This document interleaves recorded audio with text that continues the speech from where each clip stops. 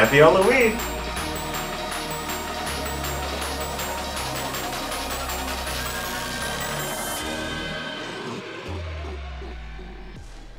Bobcat bus riders beware. There are new rules and regulations to ride the West Campus late night shuttle. They are being implemented to address a current problem with some who ride the shuttle. Here's Ana Nieves Concepcion with the story. Georgia College students recently received an email regarding the late night bus. From now on, the late night shuttle will require students to swipe their Bobcat card before entering the bus. This new requirement came about after various incidents of students vomiting on the bus. Will this new requirement discourage students from boarding? I don't think it'll really make things more difficult. It's really just having to carry your Bobcat ID, which a lot of students already do when they go downtown. And why we ask the students to scan the Bobcat card is so that we can recognize them. And let's say they are to vomit, probably from alcohol poisoning or something along that manner. As I'm going back to, it's really just for their safety. The Transportation Department is confident in this new standard, but what do the students think? That, I feel, probably definitely adds to safety. You know, it might discern locals from students. I can see where the problem might arise because I know a lot of people who go out have at least lost their Bobcat card or their ID or their phone at least once. So definitely probably want to make sure that if you lose anything else, the one thing that you keep a hold of is your Bobcat ID because that is your guaranteed safe ride home. So yeah, as long as you can keep up with that, I think that it's a good policy. Only time will tell the implications of this new standard, and GC360 will be there to report the updates. Reporting for GC360, I am Ana Maria Nieves Concepcion.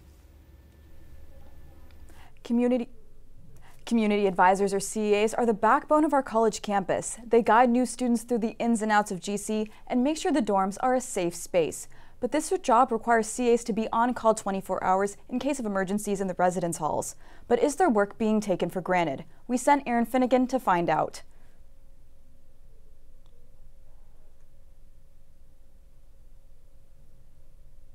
The advisors at Georgia College and State University, also known as CAs, have become increasingly frustrated with their working conditions. CAs are the connection between students and university housing. They give students the resources they need while creating a welcoming community.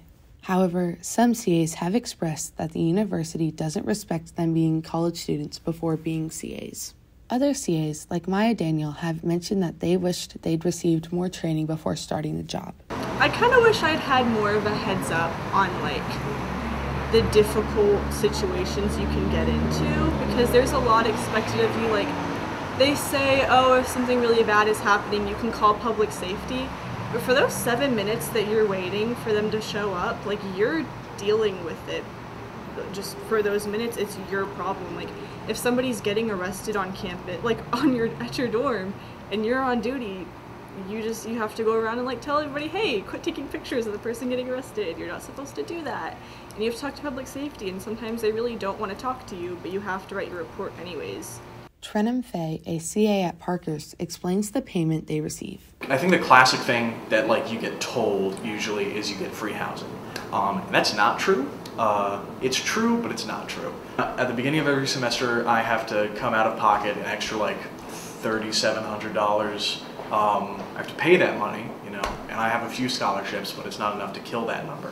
I have to pay that, and then over the course of the semester, I get back paychecks that slowly recoup about the same amount as that price of housing. So I get $3,700 I have to pay at the beginning of the semester, and then by the end of the semester I've earned maybe $3,600. There were mentions of a CA strike over the summer. There were no fully organized strikes, but an Instagram account named GCSU CA Allies and Friends was created. It is not known if the creator was a CA or not. In an attempt to dissolve the issues, Georgia College allowed the CAs to meet with the university president and a team for a discussion. President Cox is we formed a team to look into it. You know, we're asking other schools what they do. We're seeing why things are the way that they are at Georgia College specifically, which I'm not unhappy with that answer, you know. But the issue was that was in August. That was in like early August.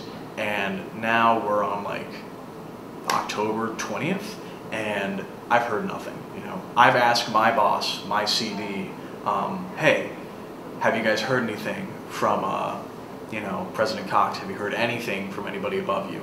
And, you know, radio silence. In the conversation with the university president, the CAs expressed they want the same benefits other Georgia universities receive. At the University of Georgia and Kennesaw State University, their community advisors receive free housing and a meal plan. Our campus CAs are still advocating for fair accommodations. Reporting from GC. Coming up after the break, should class attendance really be mandatory? Professor Nathan Bedsole and student Natalie Mears will debate the importance of class attendance. The 20th annual Clothesline Project happening on Front Campus this week, giving an outlet, a creative outlet for sexual assault victims. And is Georgia College really haunted? We'll learn these details and more after the break.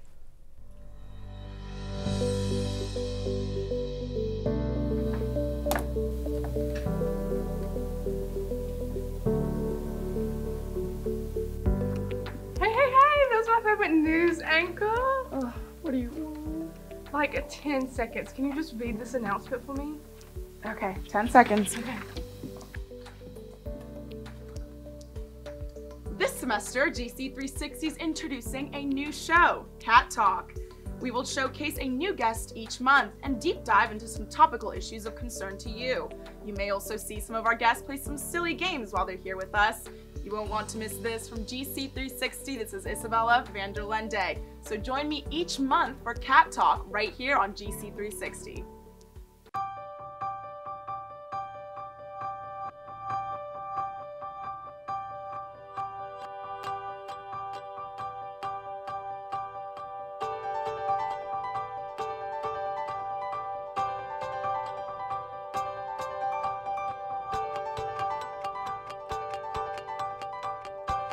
Welcome, listeners. How y'all doing? Coming soon, right from the classrooms of Midway Hills and Lakeview Academies, the Writing for Success podcast, a reimagining of the 1998 anthology, Everybody Has a Story to Tell, Stories of Flannery O'Connor's Milledgeville. Baldwin County students will share their stories as part of this 100% federally funded grant of $385,000 to improve literacy in Baldwin County Elementary School. That sounds pretty good, y'all. Come check it out. Can't wait to see y'all there, or hear y'all there, or just hang out there. See you there.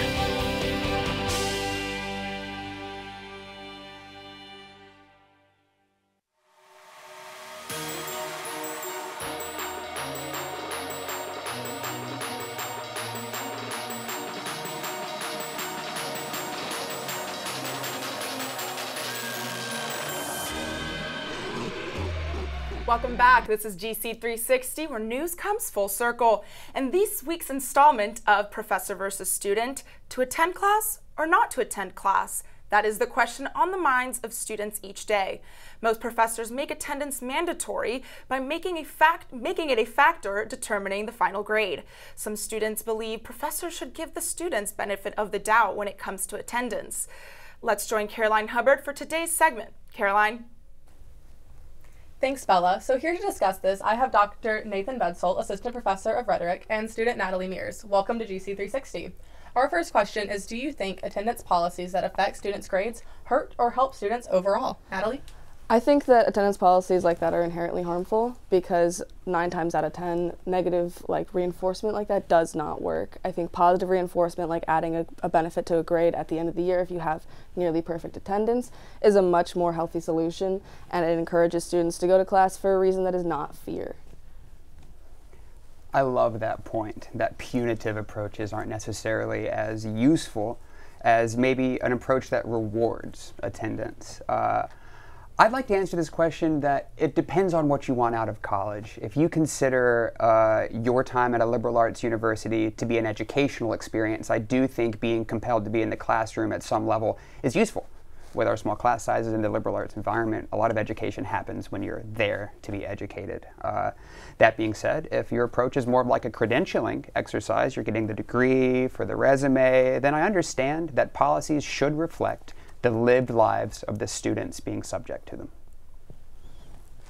And so how many absences do you think a student should have before it affects their grade? I think that's highly relative, depending on the student and depending on the class. I think usually a good standard is 5 or 6. However, it's really hard to say because some classes are much more lecture heavy and maybe students don't need to attend every lecture for it to be a huge deal if they miss. But I think some classes are more discussion heavy, so if you miss more classes, then you should have a bigger penalty because it's a class that you can't experience except for when you're in person. That's just, it is very dependent on the professor and the situation. I don't think it's safe to say that there's a state or a campus-wide mandatory attendance rate.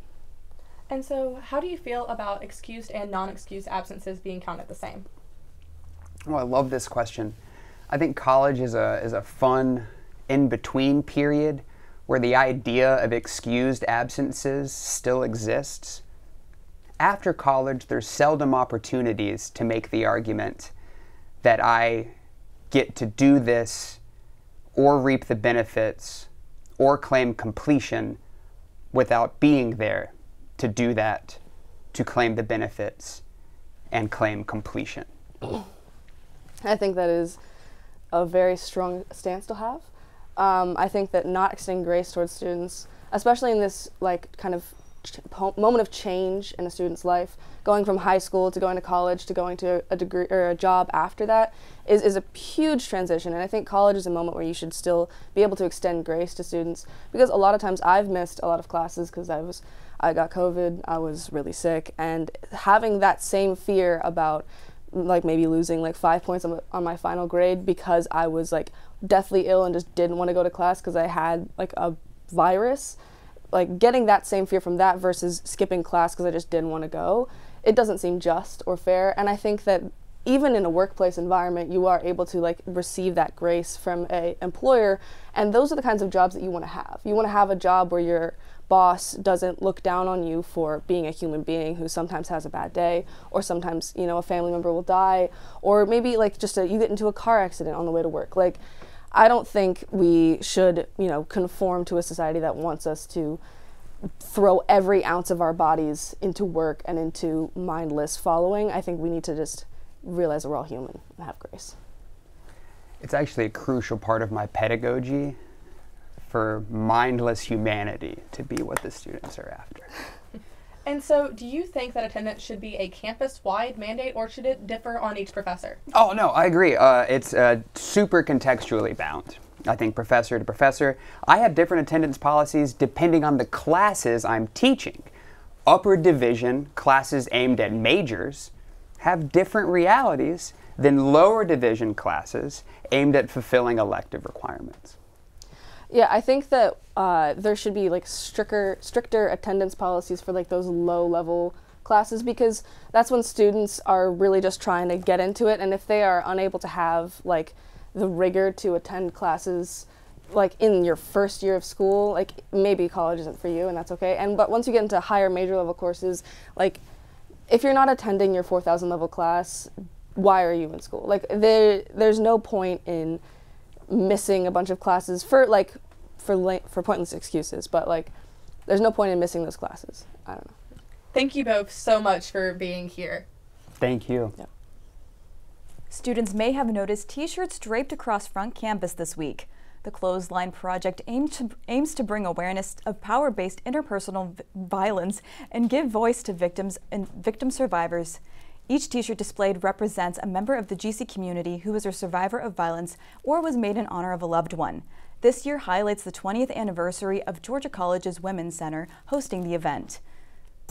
So the Clothesline Project is an awareness-raising display that happens all across the nation. It started in the 90s in Hyannis, Massachusetts, and this is actually the 20th year that we've had it on our campus. And so it's really just meant to raise awareness around the different types of power-based interpersonal violence that members of our community face. So anything from sexual assault, dating, domestic violence, emotional abuse, childhood abuse, all of that kind of thing. And each shirt represents somebody's story, and all of the different colors represent a different type of violence. And so all of the shirts have been made by a member of our Georgia College community. We're up to 970 shirts over the 20 years. And so, yeah, folks are invited to come out while we're here if they want to add to the project and share their own story. But it's really just meant to kind of be a time of community and awareness raising around this issue. Time now for a look at the weather. For that, here's Ava Carter. Ava? Good afternoon, Bobcats! Spooky Scary Halloween is right around the corner, and I can't wait to see all the amazing costumes everyone will be wearing this weekend. Personally, I'm very indecisive, and I'm sure there's people like me out there struggling to find the perfect costume. This is why I'm here to help you out. We begin Friday with a high of 79 and a low of 57. The perfect weather to hide under the sheets and become a spooky, scary ghost. On Saturday, I want to see monsters out on the streets because we'll be having a high of 80 and a low of 57. So that low will be perfect to wear some cozy, furry costumes. Sunday will be the warmest day of the week with a high of 82 and a low of 58. So get your cowboy boots on and let's swing into this upcoming week. We begin with warmer temperatures on Monday with a high of 81 and a low of 62. So walk the plank on a pirate costume to beat the heat or else. Now expect a drastic change of temperature because on Tuesday our campus will see a high of 72 and a low of 52. So don't let anyone say that you can't wear a onesie for Halloween. Finally, we begin November with a high of 58 and a low of 40. So hopefully lighting up the candles for Dia de los Muertos will keep you warm. That's all I have for today. I'm Ava Carter, keeping you up to date with the weather forecast. Back to you, Sophia and Bella. Thank you, Ava. From generation to generation, students have passed down the story of Cookie, the ghost of Sanford Hall. Cookie, or Betty Jean Cook, once walked the halls of Sanford's 3rd floor before her mysterious death. Skylar Morris brings us the spooky story. Sanford Hall is currently the oldest on-campus residency at Georgia College, and after 85 years since its opening in 1938, many believe that the building is haunted. This preconceived notion resulted from the mysterious death of former student Betty Jean Cook in 1952. According to BobcatMultimedia.com, Cook, better known as Cookie, is believed to have ended her life on the 3rd floor of Sanford Hall. Therefore, the top floor is now blocked off from student usage. Despite the rumor of how she died, some believe she may have been murdered and that her so-called ghost is not haunting the hall at all. Sophomore CA Christian Lauder is a resident of Sanford Hall, along with freshmen Lauren Teeve and Camden Black, who are roommates. The three weighed in on their beliefs of Sanford's spooky past. I think it could be, but nothing's happened in a while. I heard like in 2012, like the CA here said he heard like banging and like footsteps like in the room that Cookie died in above his room. So I mean, it's a possibility. Personally, I think it's fun to read into it. Sometimes I like spooky stuff, but I mean, I don't really think it's haunted. But I think people who don't live in Sanford do. I feel like she definitely was here. Like, I feel like her spirit was definitely here, but I feel like it's gone now. Like, I feel like she's found her peace. She's accomplished what she needed to accomplish, and she's not here anymore. But it's fun to think that she is. With the numerous stories on how Cookie lost her life, her death remains a mystery. Reporting for GC360, this is Skylar Morris. Next on GC360, students discuss the pros and cons of having a dog while on college from first-hand experience. Smile big for this next story. PRSSA provides headshots for students across campus who are in need of a photo for LinkedIn and more. Stay tuned, Bobcats.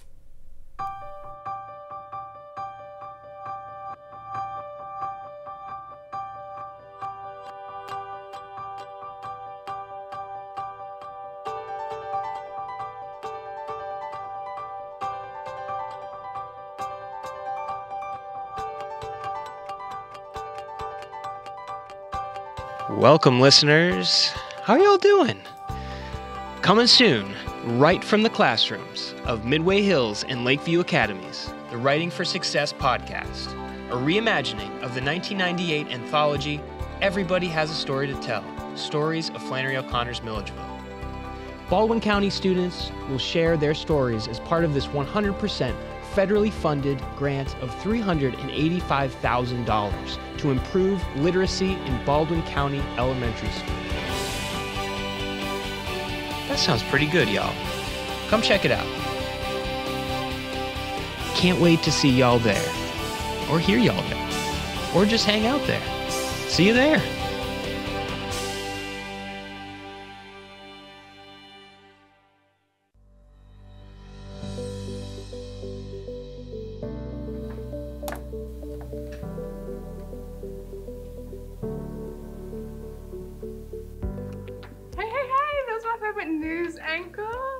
What do you want? Like 10 seconds. Can you just read this announcement for me? Okay, 10 seconds. Okay. This semester, GC360 is introducing a new show, Cat Talk. We will showcase a new guest each month and deep dive into some topical issues of concern to you. You may also see some of our guests play some silly games while they're here with us. You won't want to miss this. From GC360, this is Isabella Vanderlende. So join me each month for Cat Talk right here on GC360.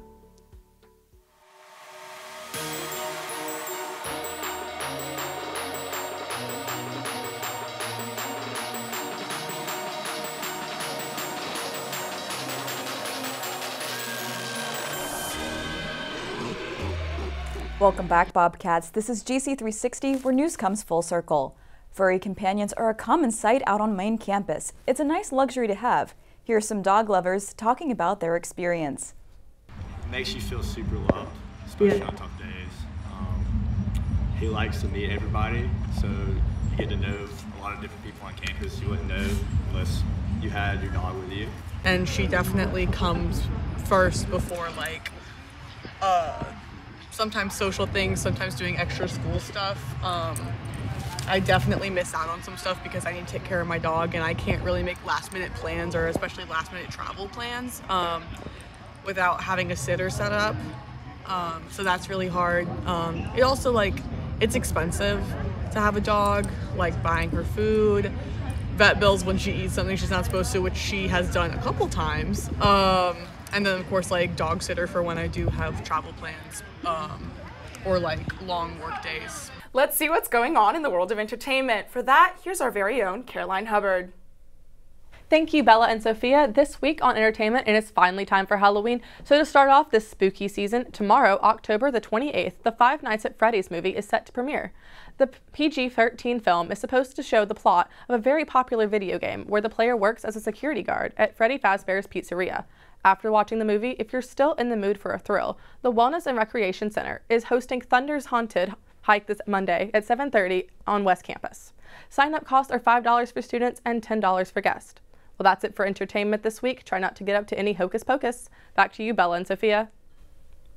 If you're ever looking for a professional headshot, the campus-based Public Relations Student Association, or PRSSA, is the group to contact.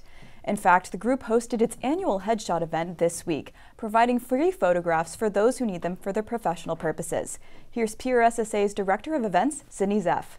So Headshot Day or Headshot Event is a semesterly event that we have.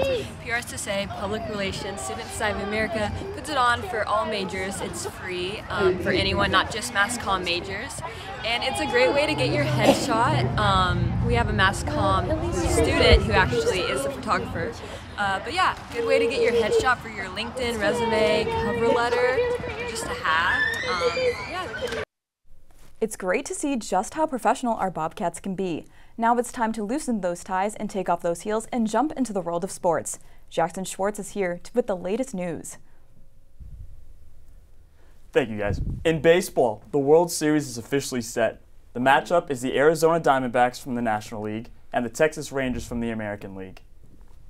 The Texas Rangers into this matchup as the favorite after an incredible playoff run. They won 7 straight games before finally losing to the Astros in Game 3 of the championship series. Then they won Game 7 to get to the World Series. The Arizona Diamondbacks are coming off a tough win against one of the best teams in baseball, the Philadelphia Phillies. The Diamondbacks are coming in hot after beating the Phillies in back-to-back games to win the series. Turning to college football, it's officially Florida Hate Week as the Georgia Bulldogs go to Jacksonville, Florida to take on the Gators. The series has been a long-standing battle dating back all the way to 1915, as the record is 54-54 with 2 total ties. The matchup represents more than just football, as it's a battle over the Florida-Georgia line. The spread is currently set at 13.5 points, with the over-under being set at 46.5 points. Turning to Bobcats soccer, starting November 6th, the women's soccer team will be in their Peach Belt Conference tournament. The regular season is still unfinished, but once they finish it, opponents and locations will be set. The Bobcats defeated number 1 ranked Catawba last night in an upset that many were not predicting. The Bobcats took a 2-1 victory. This one was huge for the Bobcats as they enter their playoff season. I'll keep y'all updated as we find out more information on the tournament. Thanks for watching and have a happy Halloween, Bobcats. Back to you, Bella and Sophia. Thanks, Jackson. That is all for this week, Bobcats. I'm Isabella Vanderlende. And I'm Sophia Ricketts. When we're not on the air, you can keep up to date with all our social media pages. That's facebook.com/GC360 and at GC360 News for X and Instagram. Always available to you, GC360, where news comes full circle.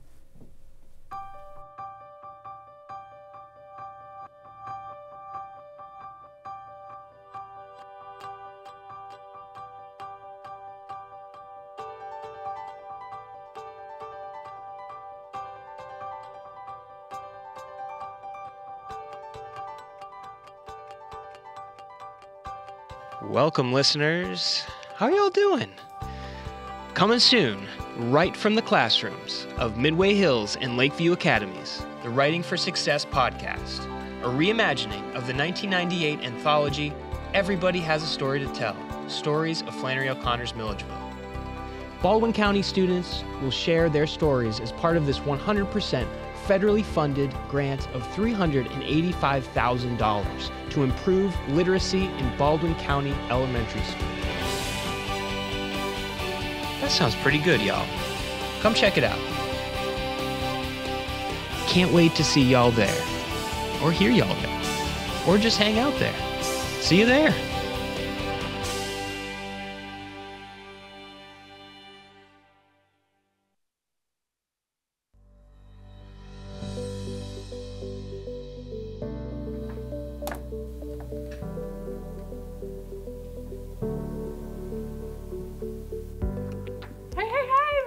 News anchor?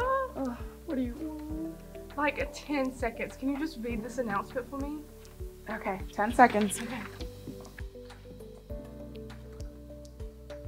This semester, GC360 is introducing a new show, Cat Talk. We will showcase a new guest each month and deep dive into some topical issues of concern to you.